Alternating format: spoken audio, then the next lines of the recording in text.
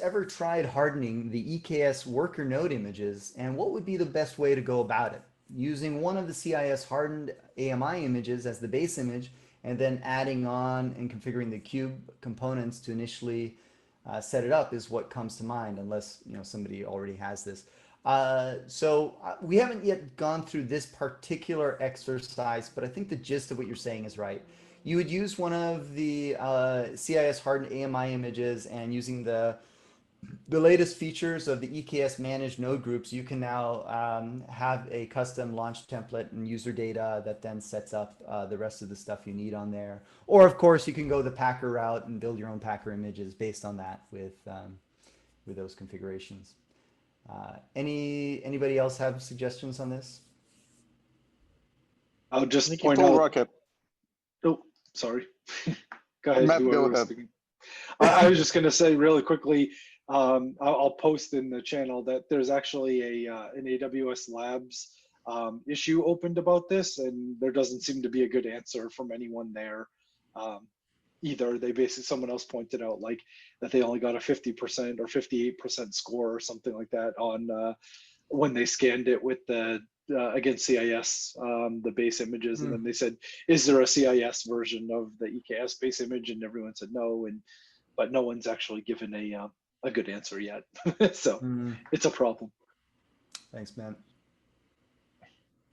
Speaking a little bit more generally, I think if you have to meet compliance standards on a Kubernetes cluster, you're gonna get a lot further, a lot faster by going with a distribution of Kubernetes that focuses on that type of thing. So like either OpenShift or D2IQ are the ones that I know of.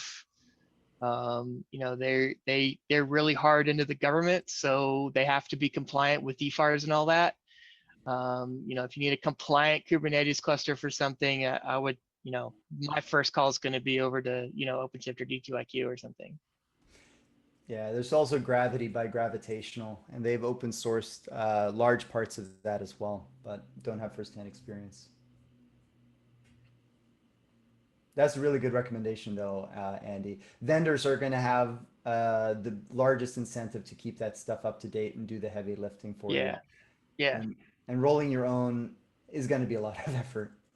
Yeah, especially if you need, like, in order to connect to a government network, you need something called an ATO, an authority to operate.